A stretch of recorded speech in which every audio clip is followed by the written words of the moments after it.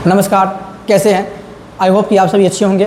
आप देख रहे होंगे पूरे सोशल मीडिया पे खासर वर्सेस रोशन आनंद सर है, और इसका रीज़न है कि आप कल जो है आप सभी जानते ही हैं कि रोशन आनंद सर के छोटे भाई प्रिंस यादव की संदिग्ध स्थिति में मौत हो गई, वो भी नेपाल में।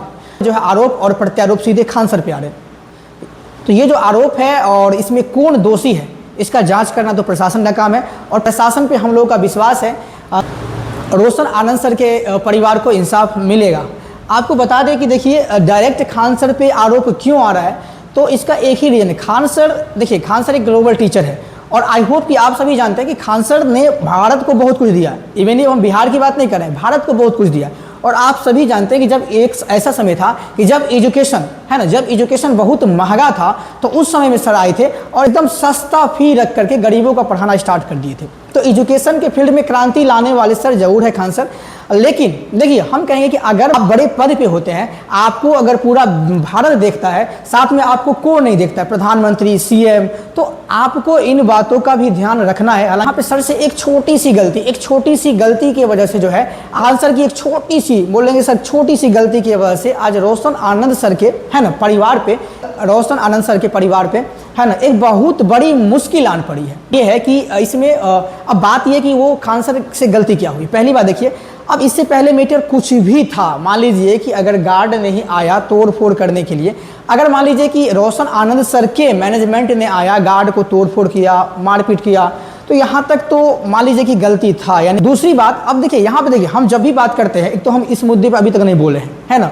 हम बोले कि ठीक है, अब ये दोनों मतलब इतने प्रसिद्ध टीचर, इसके बारे में क्या ही बोलना, लेकिन अब थोड़ा हम बोल ही देते हैं। देखिए अगर वो मतलब आके आक्रमण किए, तो पहला रिस्पॉन्सिबिलिटी खान सर का कि उसको देखना कि मान लीजिए आप एक प्रसिद्ध आदमी है, आपको पूरा भारत देखता है, तो आप उसको क्या करेंगे जी कि कैसे सुलझेगा वो देखेंगे। मान लीजिए कि हम एक तो आप ये भी बात करते हैं कि इजराइल और फिलिस्तीन है ना, उसको कैसे युद्ध में कैसे समझाया जाए, कैसे रास्ते पे लाया जाए, तो आप बड़े बड़े युद्ध स्तर को संभालने की बात करते हैं। आप मीडिया पे आके बोलते हैं कि कैसे दो देश आपस में मिल के रह सकते हैं, तो बड़े बड़े युद्ध की आप बात वैसे ही कर देते हैं। लेकिन एक छोटी सी लड़ाई, जो आपस की लड़ाई बोल सकते हैं, है कहीं ना कहीं थोड़ी सी टूटी हुई है। टूटी ये था कि सबसे पहला, यानी कि पूरा आप न्यूज सर्कुलेट हो रहा है कि मान लीजिए कि कुछ लोग आए, पत्थरबाजी किया, पत्थरबाजी में वहाँ के जो कोल्ड स्टोरेज के जो गार्ड थे, वो उसका जो सर फट गया। तो सर फटने के बाद यही से समस्या क्रिएट होती है। खान सर ने एक स्टेटमेंट दे दिया कि देखिए 8 से 10 राउंड फायरिंग तो हमने देखी है। तो यही स्टेटमेंट जो है, मान लीजिए कि अगर आप एक शिक्षक हैं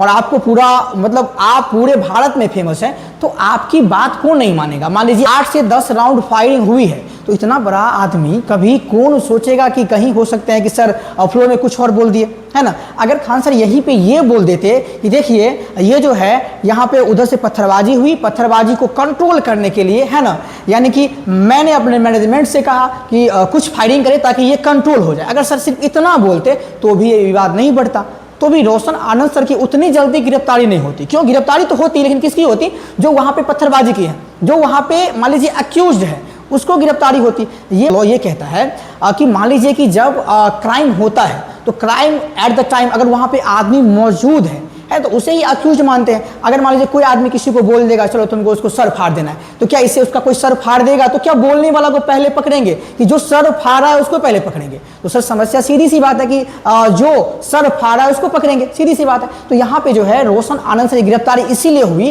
कि खान सर एक फेमस टीचर है, और फेमस के साथ इसको सब सुनते हैं, सब सुनने के बाद इसको सब आदर्श भी मानते हैं। तो बोले ये कैसे झूठ बोल सकते? हो सकता कि फायरिंग हुई होगी, लेकिन जब अगले दिन अगर मान लीजिए वही जो क्लिप है निकल के आती है, तो खान सर के अपने गार्ड ने ही फायरिंग की थी, तो ये तो थी, है ना।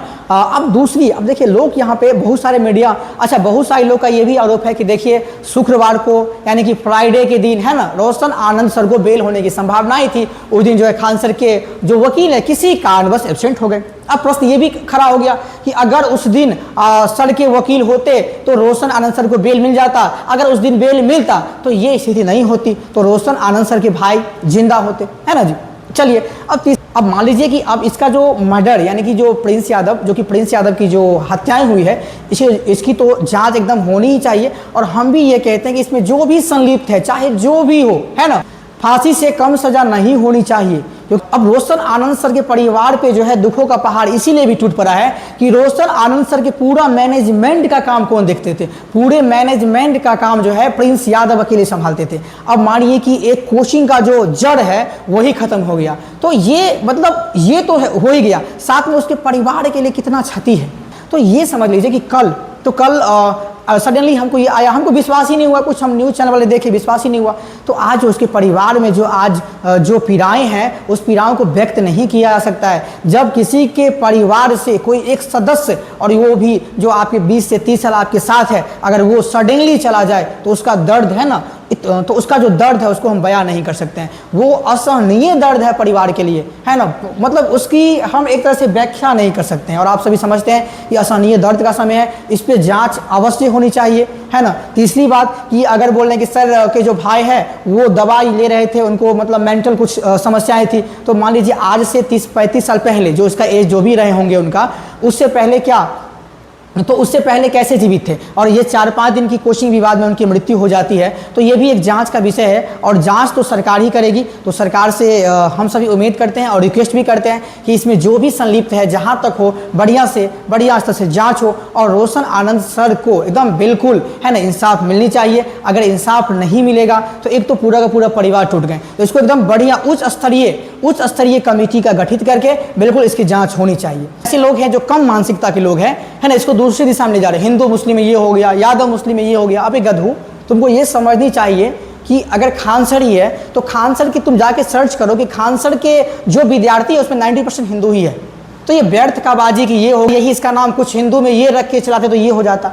आपके पास बुद्धि नहीं है, बुद्धि भ्रष्ट हो चुका है, पहली बात समझिए, है ना जी। ऐसा नहीं है, आप ये बात समझिए कि आरोप क्यों लग रही है। आरोप इसी, अगर मान लीजिए विवाद जो भी था, विवाद तक ठीक था, अगर सर जेल में रहते 10 दिन और जेल में रहते, इतनी बड़ी मुद्दा बनती ही नहीं। मुद्दा क्यों बन गई? बिकॉज उनकी छोटे भाई की हत्या हो गई। भाई ये सबसे बड़ी घटना है, अगर देखा जाए तो उनके परिवार के लिए क्या बीतता होगा आप लोग नहीं सोचते हैं। और आप लोग अगर मान लीजिए कि किसी के भाई की हत्या हो गई और वो कुछ बोले भी नहीं, तो कैसे होगा जी? उसको तो बोलने का अधिकार है, उसके साथ गलत हुआ है, तो वो अगर बोलते हैं तो तुम लोग उसको नेगेटिव में लेते हो, उसको अलग दिशा में ले जा रहे हो। हमको तो समझ से ही बाहर है ना। तो उसको दिशा मोड़ने की नीड नहीं है, बस जांच का विषय, जांच होनी चाहिए कि इससे पहले प्रिंस यादव एकदम बिल्कुल स्वस्थ थे और कोचिंग विवाद के 10 से 20 दिन के अंदर अगर मर गए, क्यों मर गए, कैसे मर गए? दूसरी बात, अगर उसको मेंटल ही डिसऑर्डर था, मान लीजिए कि मेंटल डिसऑर्डर था, तो वो मेंटल डिसऑर्डर में ही मरे हैं, तो वो क्यों मरे हैं? बेगर उसके ऊपर स्ट्रेस हुआ। स्ट्रेस क्यों हुआ? कि भाई मेरा जेल में है ना, उसको हम छुड़ा नहीं पा रहे हैं, तो रीजन तो यही होगी, साफ है, स्पष्ट है। तो कुछ भी हो तो मेंटल स्ट्रेस भी ज्यादा क्यों हुआ होगा उनको? उनका तो इस विवाद में भाई गया है ना जी, रोशन सर का तो भाई गया है ना इस विवाद में, चाहे उसको कोई मर्डर किया हो या नहीं किया हो, या खुद या मान लीजिए कि खुद वो बीमार थे इसलिए मर गया हो। लेकिन अगर हम देखें तो, अगर जोड़ के देखा जाए तो कहीं ना कहीं इस विवाद में ही उनकी मृत्यु हुई है। ना ही ये परिस्थिति आती, ना ही उसको नेपाल जाना पड़ता, और ना ही ये होता। तो हालांकि ये कहते हैं कि होने वाला तो होके ही रहता है, वो तो अलग सी बात है, लेकिन फिर भी जरा सोच के देखिए कि इस विवाद की वजह से किसी का भाई गया है और आप उस पर टिप्पणी करते हैं कि ये हिंदू और मुस्लिम ये बोला वो बोला। ये आपकी मानसिकता को दर्शाता है। तो हमारे देश में जो भी इस्लाम है, जो देश के लिए कंट्रीब्यूट किए हैं, उसको इतिहास में पढ़ते हैं। ये भारत एक ऐसा देश है ना। तो आपकी जो कम मानसिकता वाले लोग, कुछ लोग हैं, वो बिना भाष का क्या करते हैं जी, बिना भाष का मतलब छोटी सी ये है वो है ना। तो ये मानसिकता को खत्म करने की नीड है, आप समझिए। इसी देश से एपीजे अब्दुल कलाम को आज वही रिस्पेक्ट मिलता है, आप ये समझिए। तो ये हमारा भारत बटा हुआ नहीं है। तो एक छोटी सी बातों के लिए आप इसको धर्म पे लेके चले जाते हैं। तो जांच का विषय है, गलत हुआ है, और गलत क्यों हुआ है तो ये भी जानते हैं। छोटी सी झूठा बयान था, ये भी स्पष्ट है, हर जगह वायरल है। तो इन बातों को समझिए, है ना। और बिना भाष का कुछ से कुछ अफवाहें मत फैलाइए, ये प्रशासन का काम है। प्रशासन अपना जांच करती है, जांच में जो भी निकल के आएगा फिर आगे कार्रवाई करेगी। फिर जांच में जो भी आता है वो आप हम सभी सब सुनेंगे। तो चलिए, ज़्यादा हम नहीं बोलेंगे, फिर मिलते हैं।